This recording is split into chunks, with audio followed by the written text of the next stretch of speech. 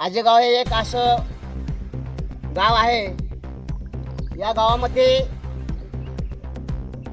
हुतात्मा भैरजी याने आपलं बलिदान देऊन या गावाचं महाराष्ट्रामध्येच नाही पूर्ण याच्यात त्यांनी नाव कमवलेलं आहे. म्हणून आज 19 जुलै हा दिवस आम्ही हुतात्मा भैरजी संगीत भजनी मंडळ व गावातली सर्व गावकरी मंडळी दरवर्षीप्रमाणे साजरा करतो. आम्हाला एकच मागणी आहे की आम्हाला या परिसरामध्ये एक सांस्कृतिक भवन द्यावं आमचं, जेणेकरून हे संगीत भजनी मंडळ रोज येऊन इथे त्यांच्या नावाने गीत तयार करतील.